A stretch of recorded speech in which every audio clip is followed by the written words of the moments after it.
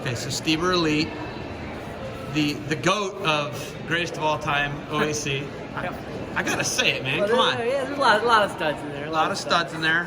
You were a 3-time champ, not at this tournament, last weekend's tournament. Junior high state. Yeah. Junior high state, you're one of the only. There's under 10 of them. Yeah. So, and Gray Burnett won last weekend, so he's in line to get that. And you're a Burnett trained guy, so that's kind of a cool thing, right? Yeah. No, Gray did a great job. I watched some of his matches. Gray's tough. Okay, coming here, coaching kids. How many Stieber Elite kids are there, and what's the club looking like here at OAC? Yeah, so I think we have 10 or so kids that are like directly under Stieber Elite, and then there's a handful of kids that come in all the time, drop in, stuff like that are wrestling for their school. But we're doing okay. We had 3 last night in Division 1 placers, and then we had a guy this morning in Division 4, and then we have three still wrestling in Division 2 and 3 this afternoon. So doing pretty good. We didn't have too many guys come in and compete, but it's good. It's good for our guys. Some of these wrestle a lot, so you don't really know how good kids are, and you don't know how good the kids don't know how good their partners are. So for them, seeing their buddy take 8th today in the whole state OAC, they're probably like, wow, Case is pretty good. Maybe I'm pretty good. So it's cool. And I think we'll keep getting bigger turnouts. I mean, this year was different just with the applications and the not qualifying. So I mean, we definitely missed out on a few. Some people just didn't know what to do.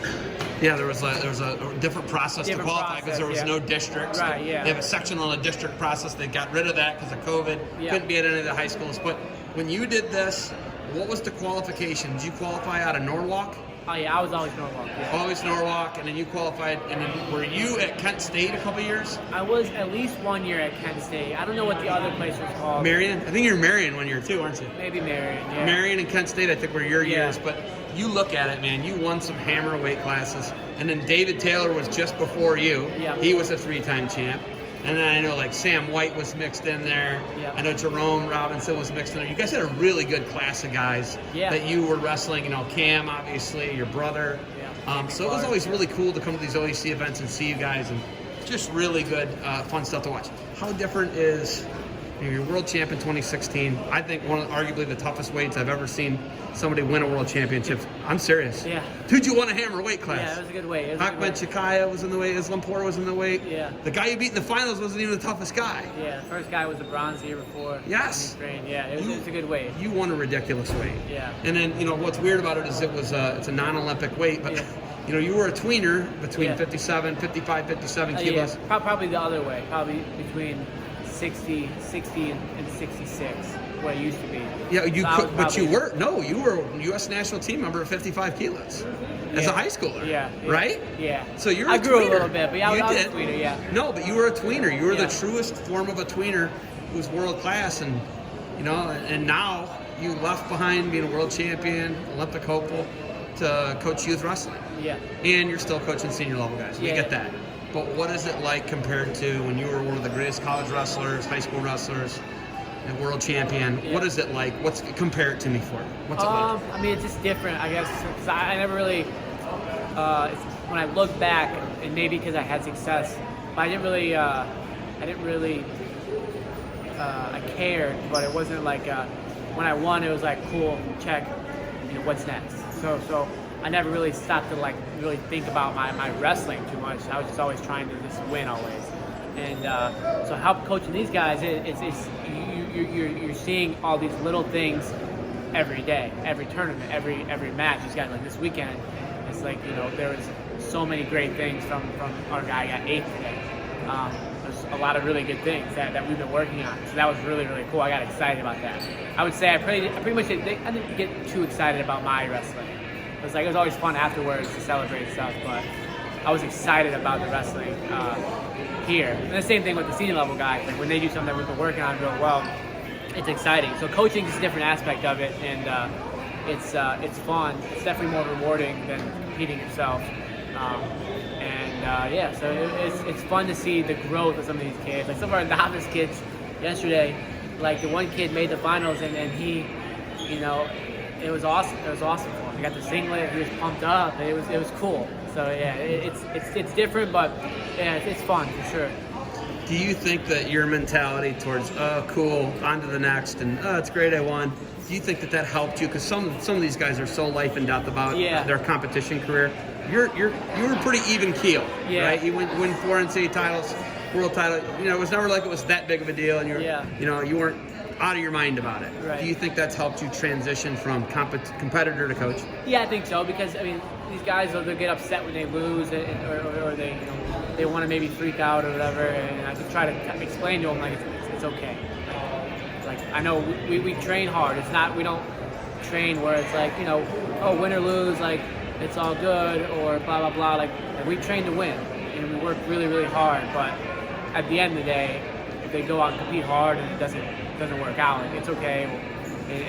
It's hopefully not the last tournament for them, so they can always get better.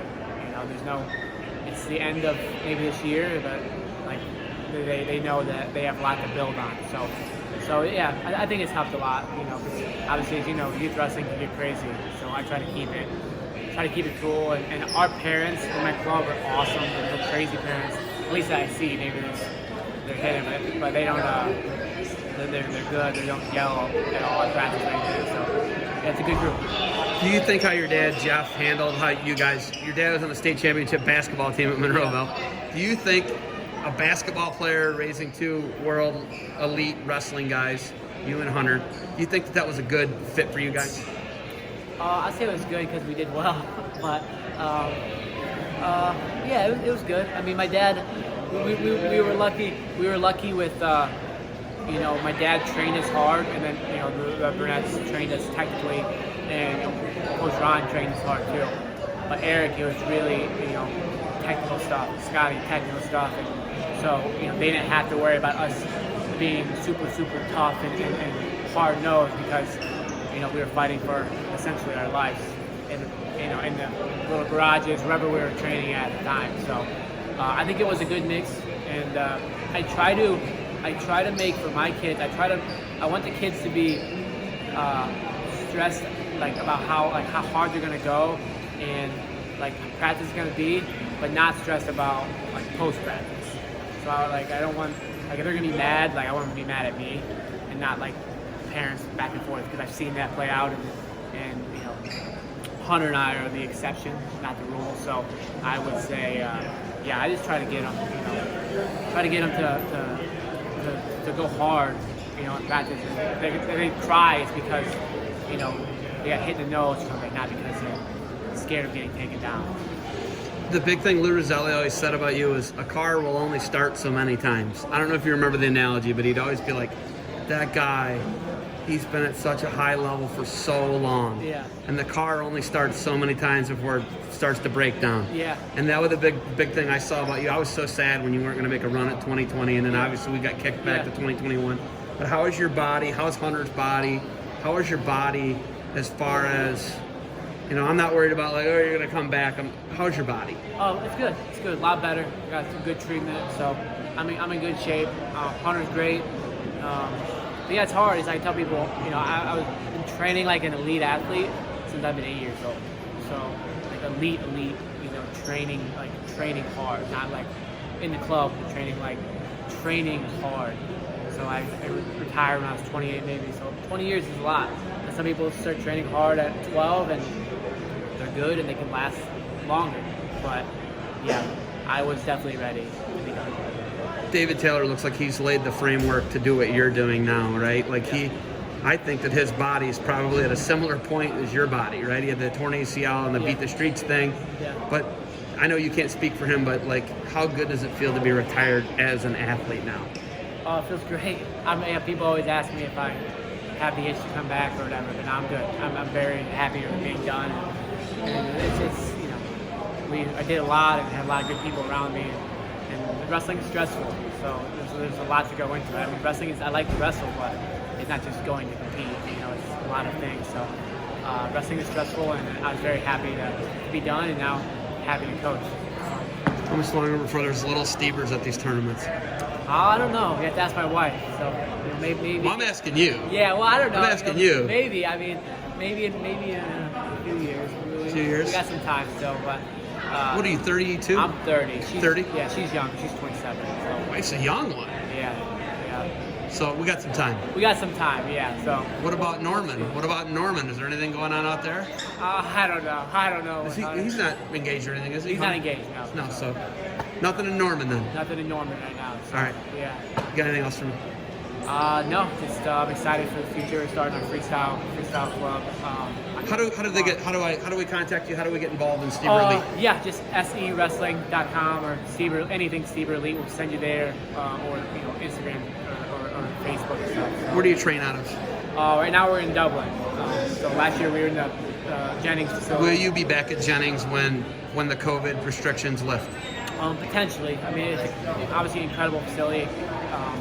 With it, there's different things that make it a little bit tougher, as parking and the rent's a little bit high, which makes sense. It's a nice facility, but it's so maybe. I mean, Maybe. That's obviously we just don't know. Yeah, that. I would love it. I would love to have an own facility, and then like Sundays at Jennings. Pack it, fill it up, parents there. It's great. Obviously, it's a great facility. Taj Mahal. Yeah, It's unbelievable. Yeah, so it'd be cool. I think if we could have a Sunday practice there and have my own facility for the rest of the week. Who did you beat in these OAC finals for junior high? Do you remember? Nybert and Nybert, All-American, Virginia Tech. Keep going. Sammy White. Sammy White, And then two-time state champ Perry. Yeah, Alex Lopez. And Alex Lopez. Yeah, I wrestled him in state Patrick finals. Henry guy?